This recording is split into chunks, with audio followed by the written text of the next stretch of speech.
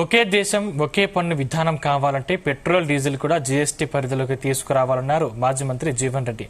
దేశంలో పొగాకు కంటే పెట్రోల్ డీజిల్ పన్నులు ఎక్కువ అని సెటైర్లు వేశారు.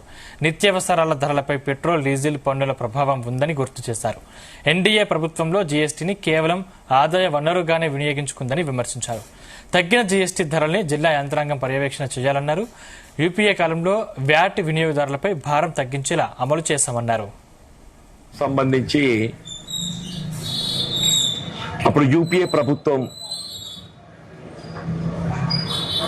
ఈ పన్ను విధానాన్ని సరళీకృతం చేయాలి, వినియోగదారులపై ఏదైతుందో పన్ను భారం తగ్గింపు చేయబడే విధంగా ఉండాలని చెప్పనే భావనతోని ఈ జీఎస్టీ విధానాన్ని రూపొందించడం జరిగింది.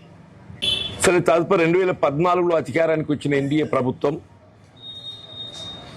అంటే బేసిక్ గా ఏ లక్ష్యంతోనైతే జీఎస్టీ విధానాన్ని అమలు చేయాలని చెప్పని తలంపు చేయడం జరిగిందో దానికి అనుగుణంగా పన్ను విధానం సరళీకృతం చేయబడి వినియోగదారులపై పన్నుల భారం తగ్గే విధంగా ఉండడానికి ఉపయోగపడుతుందని భావించిన జీఎస్టీ ఏదైతే మారిన పన్ను విధానం 22 సెప్టెంబర్ మనకు దేవి నవరాత్రుల ఆరంభంకి వెళ్ళి మనం ఇది అమలు తేవాలని చెప్పని సంకల్పించిందో స్లాబ్ అనేది ఏదైతుందో ఇది ఓల్డ్ స్టాక్ న్యూ స్టాక్ అని చెప్పని ఈ షాప్ కీపర్స్ ఏ పన్ను వసూలు చేస్తున్నా కూడా తెలుస్తలేదే.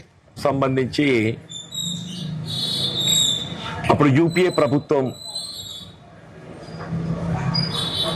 ఈ పన్ను విధానాన్ని సరళీకృతం చేయాలి, వినియోగదారులపై ఏదైతుందో పన్ను భారం తగ్గింపు చేయబడే విధంగా ఉండాలని చెప్పనే భావనతోని ఈ జీఎస్టీ విధానాన్ని రూపొందించడం జరిగింది.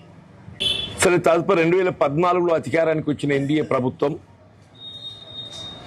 అంటే బేసిక్ గా ఏ లక్ష్యంతోనైతే జీఎస్టీ విధానాన్ని అమలు చేయాలని చెప్పని తలంపు చేయడం జరిగిందో దానికి అనుగుణంగా పన్ను విధానం సరళీకృతం చేయబడి వినియోగదారులపై పన్నుల భారం తగ్గే విధంగా ఉండడానికి ఉపయోగపడుతుందని భావించిన జీఎస్టీ ఏదైతే మారిన పన్ను విధానం 22 సెప్టెంబర్ మనకు దేవి నవరాత్రుల ఆరంభంకి వెళ్ళి మనం ఇది అమలు తేవాలని చెప్పని సంకల్పించిందో స్లాబ్ అనేది ఏదైతుందో ఇది ఓల్డ్ స్టాక్ న్యూ స్టాక్ అని చెప్పని ఈ వసూలు చేస్తున్నా కూడా తెలుస్తలేదే. సంబంధించి అప్పుడు యూపీఏ ప్రభుత్వం ఈ పన్ను విధానాన్ని సరళీకృతం